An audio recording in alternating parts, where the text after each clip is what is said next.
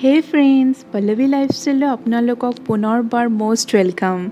আজি মই আপোনালোকৰ কাৰণে লৈ আহিছোঁ আন এটা ৰেচিপিটো হৈছে সৰু মাছ পাতত দিয়া। বহুত চিম্পল ৰেচিপি হয়। আহক আজি মই কেনেদৰে বনাওঁ তাকে চাওঁচোন। ৰেচিপিটোৰ কাৰণে মই ইয়াতে লৈছোঁ সৰু মাছ, 2টা জলকীয়া, নহৰু অলপ বেছিকৈ লৈছোঁ, নিমখ 1 চামুচ আৰু হালধি আধা চামুচ। ইয়াতে মই 1 চামুচ মিঠাতেল দিছোঁ যাতে আপোনাৰ মাছখিনি কলপাতত লাগি নধৰে। এতিয়া আমি গোটেই বস্তুখিনি এনেদৰে সানি ল'লোঁ ভালদৰে। এতিয়া মই ইয়াতে আধা চামুচ জালুকৰ গুড়ি দিছোঁ।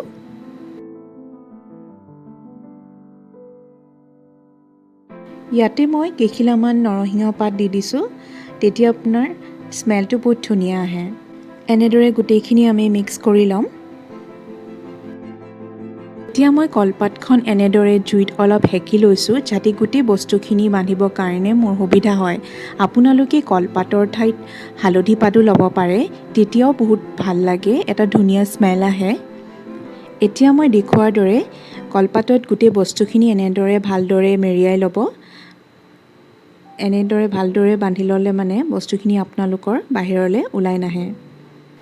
মই এখন পেন লৈ লৈছোঁ আৰু ভালদৰে গৰম কৰি লৈছোঁ আৰু ইয়াতে মই এতিয়া মাছৰ টোপোলাটো দি দিম আৰু গেছটো একদম কমকৈ ৰাখি ওপৰৰ পৰা এখন ঢাকন দি 5 মিনিটৰ কাৰণে মই সিজাই লওঁ।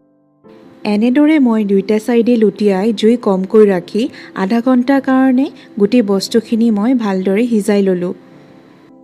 এয়া আজি মোৰ ৰেচিপি সৰু মাছ পাতত দিয়া ৰেডি হৈ গৈছে। খোৱাৰ সময়ত আপোনালোকে ওপৰৰ পৰা অলপ নেমু ৰস চেপি দিব, খুব ভাল হয় খাবৰ কাৰণে।